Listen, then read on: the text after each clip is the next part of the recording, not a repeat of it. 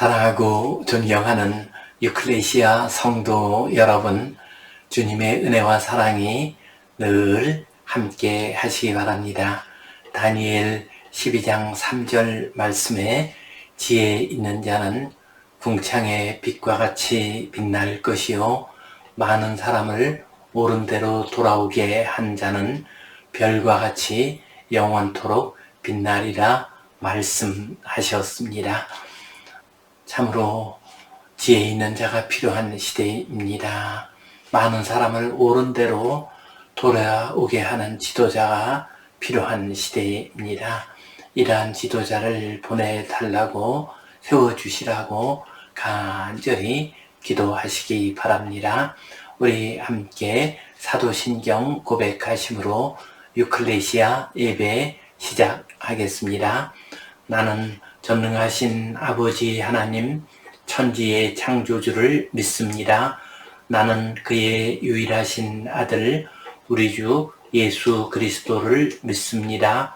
그는 성령으로 잉태되어 동정녀 마리아에게서 나시고 본디오 빌라도에게 고난을 받아 십자가에 못 박혀 죽으시고 장사된 지 사흘 만에 죽은 자 가운데서 다시 살아나셨으며 하늘에 오르시어 전능하신 아버지 하나님 우편에 앉아 계시다가 거기로부터 살아있는 자와 죽은 자를 심판하러 오십니다.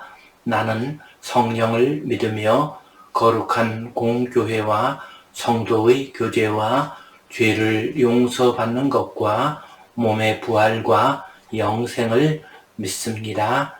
아멘. 우리 함께 찬송 370장 드리겠습니다.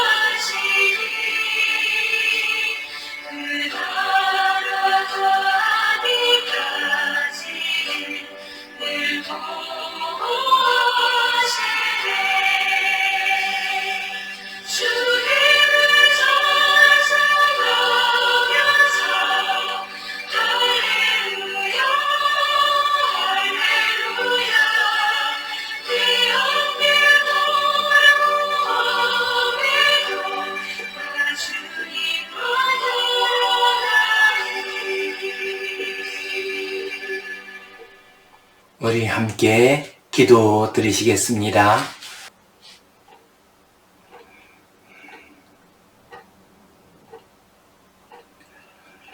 하나님 아버지, 은혜에 감사합니다.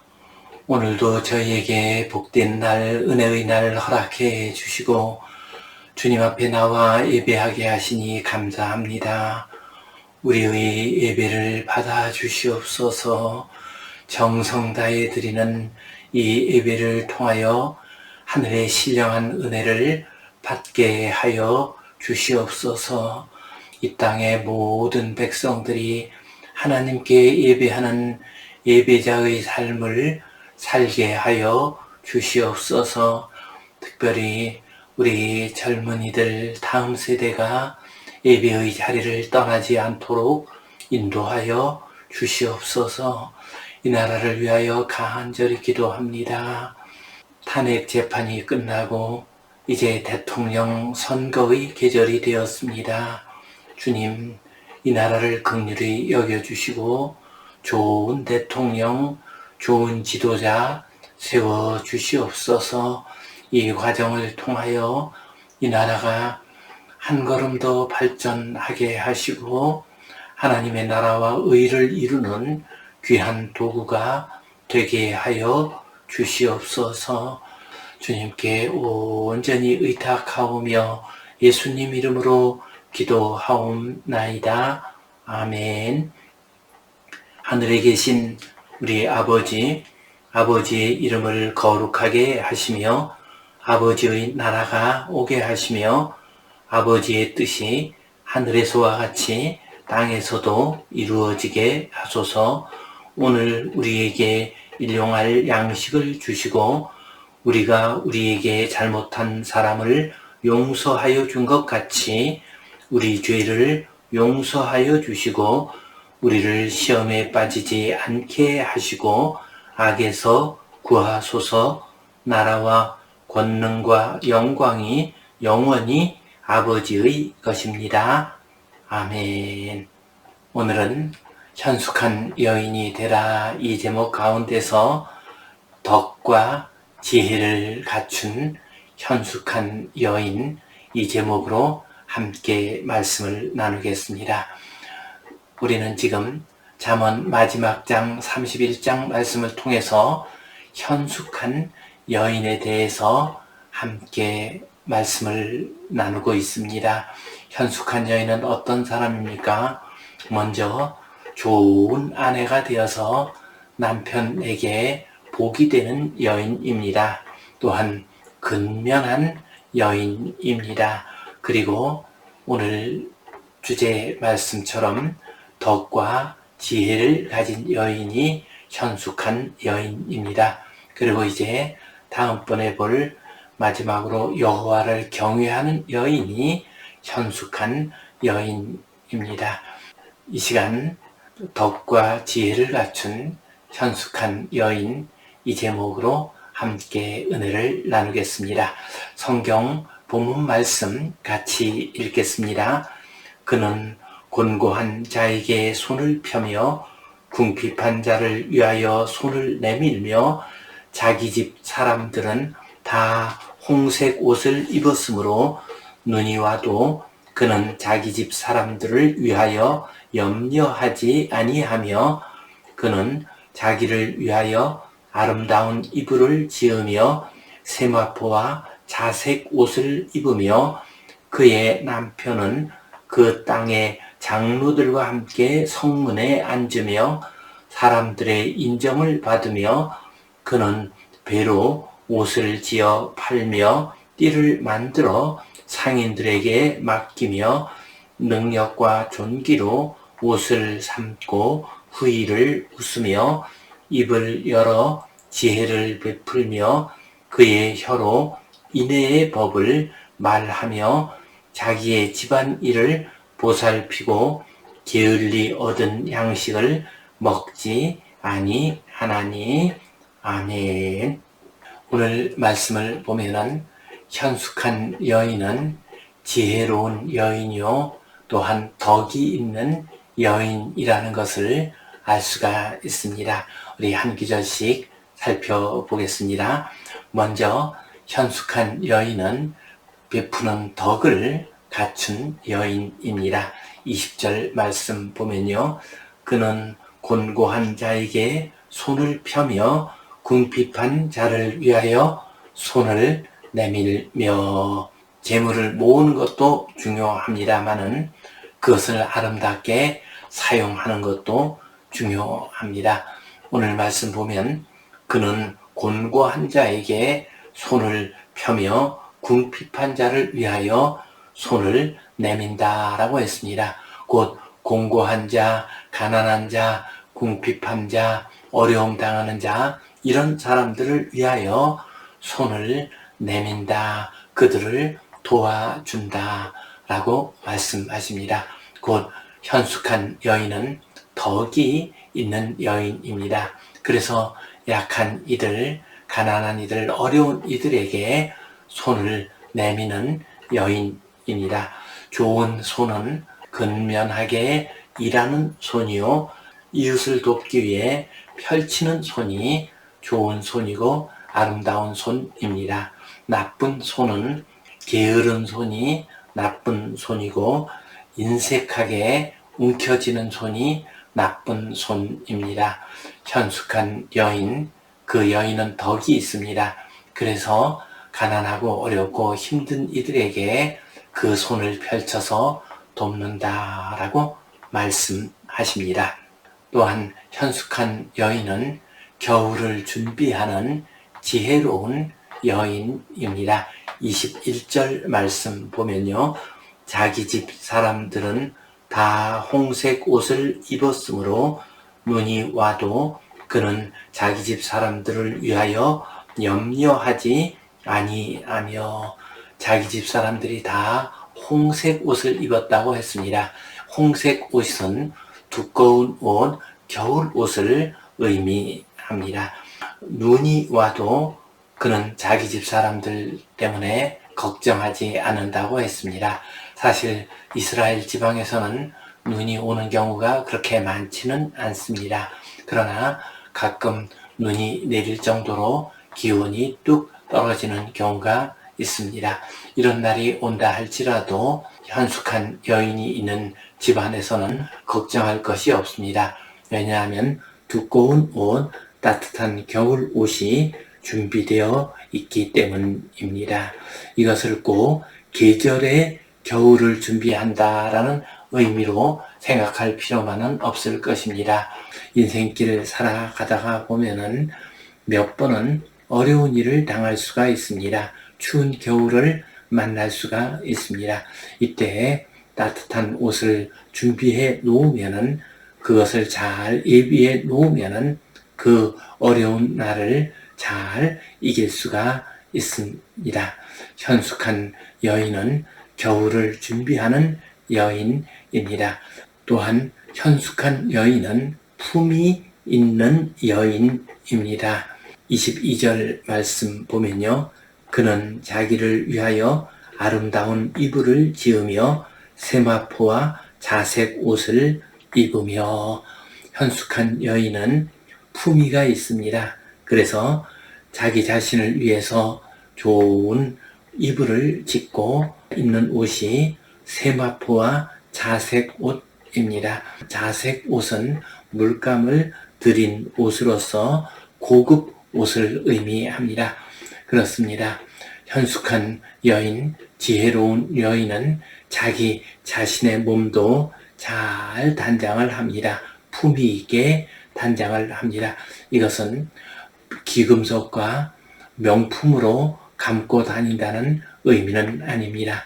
다른 사람 앞에서도 품위 있는 모습으로 옷을 입는다라고 했습니다. 이것이 왜 지혜로울까요? 품위 있는 옷을 입어야 지위가 높은 사람들과 교제할 수가 있습니다. 그들의 도움을 받을 수도 있고 그들에게 도움을 줄 수도 있습니다. 또한 품위 있는 옷을 입어야 그들과 협력할 수 있고 또 중요한 일을 감당할 수가 있습니다. 옷은 그 사람의 인품을 나타냅니다. 그러므로 현숙한 여인은 좋은 옷, 품위 있는 옷을 입습니다. 또한 현숙한 여인은 23절 말씀 보면요. 그의 남편은 그 땅의 장로들과 함께 성문에 앉으며 사람들의 인정을 받으며, 장로는 그 성의 지도자를 의미합니다. 또한 성문은 장로들과 지도자들이 모이는 장소입니다. 이곳에서 모여 성 안에 중요한 일을 서로 의논합니다. 현숙한 여인의 남편이 장로들과 함께 성문에 앉아 있다라고 하는 것은 그 남편도 중요한 지도자가 된다는 의미입니다. 물론 남편이 지도자가 되는 데에는 본인의 능력과 역할이 중요하게 작용을 하겠죠. 그러나 부인의 내조를 무시할 수가 없습니다. 현명한 부인이 그 남편을 잘 돕고 또한 남편에게 지혜를 나누게 될 때 그 남편이 지도자가 되는 모습을 볼 수 있습니다. 또한 현숙한 여인이 자기 집안을 잘 다스려서 집안일에 걱정이 없도록 할 때 남편들이 좀 더 눈을 넓혀서 그 마을 일과 성내의 일과 사회의 일에 관심을 가지고 또한 봉사할 수도 있는 법입니다. 또한 현숙한 여인은 사업을 잘하는 지혜로운 여인입니다. 우리 24절 말씀 같이 보겠습니다. 그는 배로 옷을 지어 팔며 띠를 만들어 상인들에게 맡기며, 그는 배를 가지고서 옷을 지어서 팝니다. 또한 띠를 만들어서 상인들에게 넘겨주어서 팔도록 합니다. 띠는 가죽 제품을 의미합니다. 가죽으로 만든 띠를 상인들에게 주어서 팔게 하고 또한 거기서 이익을 얻습니다. 이 여인은 단순히 부지런하고 근면한 여인일 뿐만 아니라 또한 세상 물정을 알고 물건이 어떻게 유통되는가도 알고 다른 지역에서는 무엇이 얼마나 필요한가를 잘 알았습니다. 그래서 배로 옷을 지어서 팔고 또한 가죽으로 띠를 만들어서 가죽 제품을 팔았습니다. 그만큼 이 여인에게는 지식과 지혜가 있다는 것을 의미합니다. 우리 성도님들도 현숙한 여인처럼 많은 지혜와 지식을 가지고 있어서 사업에 있어서도 좋은 열매 거두시기를 간절히 바랍니다. 또한 현숙한 여인은 소망의 삶을 사는 여인입니다. 25절 말씀 보면요. 능력과 존귀로 옷을 삼고 후의를 웃으며, 현숙한 여인은 능력이 있습니다. 존귀합니다. 그뿐 아니라 현숙한 여인은 지혜롭고 덕이 있습니다. 이렇게 지혜롭고 덕 있고 능력 있는 여인, 이런 사람은 앞날이 환하게 열리게 되어 있습니다. 좋은 일이 오게 되어 있습니다. 그래서 후일을 웃으며 산다라고 말씀하셨습니다. 여기서 웃는다라고 하는 말은 히브리어 원어로 사하그입니다. 이것은 기뻐하다라는 의미입니다. 곧 앞날을 바라보면서 다가올 내일을 생각하면서 기뻐하고 또한 웃으면서 즐거워하면서 산다는 것입니다. 이처럼 덕이 있고 지혜 있는 여인은 앞날에 대한 소망 가운데 살아갈 수가 있습니다.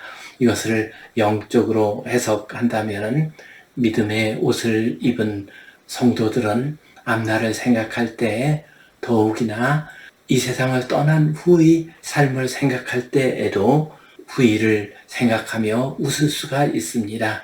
기쁨으로 살아갈 수가 있습니다. 우리 성도님들도 현숙한 여인과 같아서 앞날을 바라보고 소망 가운데서 기뻐하며 살아가시기 바랍니다.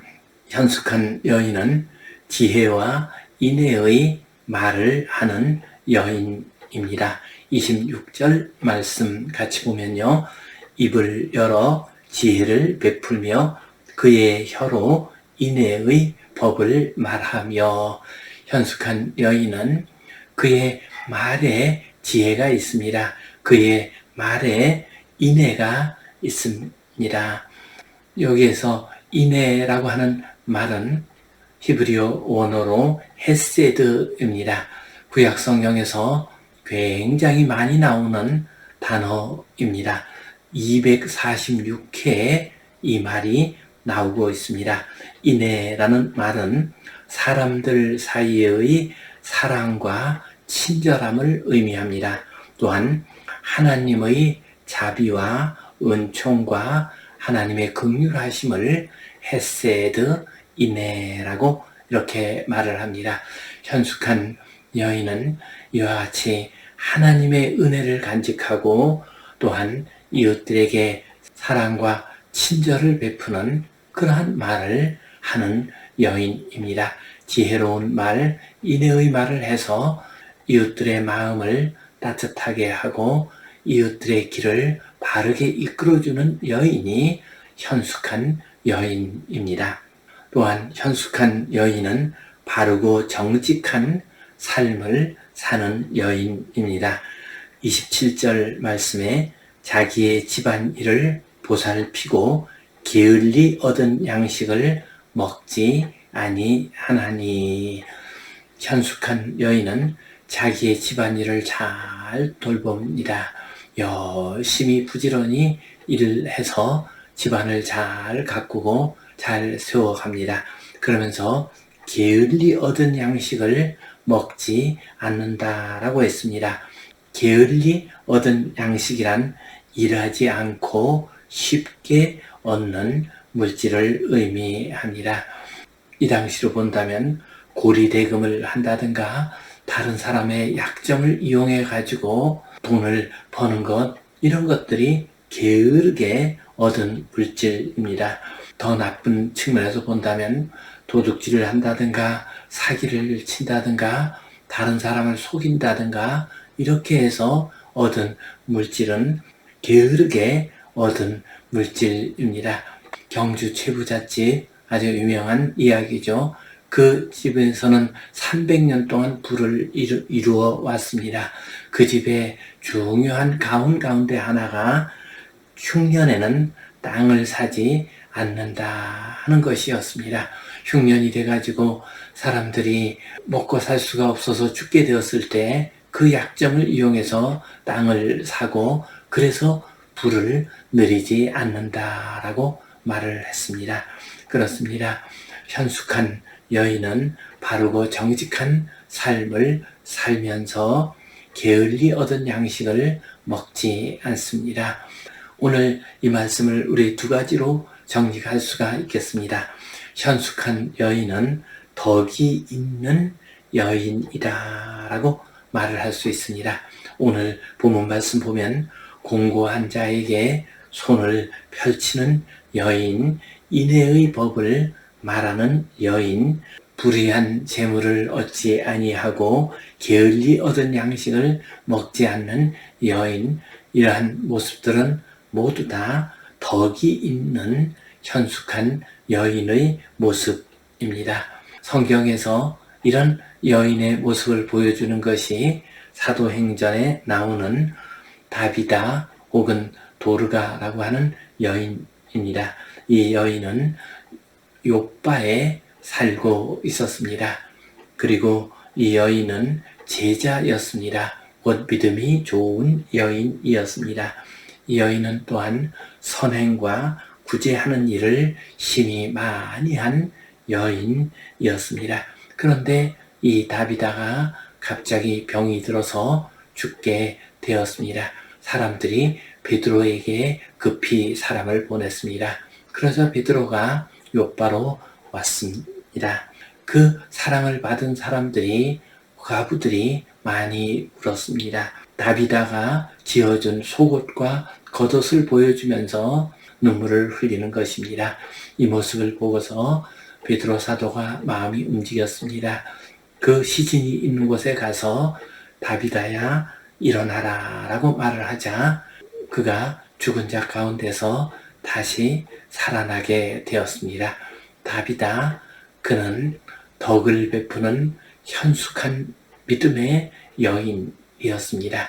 그래서 하나님께서는 그에게 복을 주시어서 죽었다가 다시 살아나는 놀라운 은혜를 베풀었습니다. 우리 성도님들도 다비다와 같은 덕이 있는 여인이 됩시다.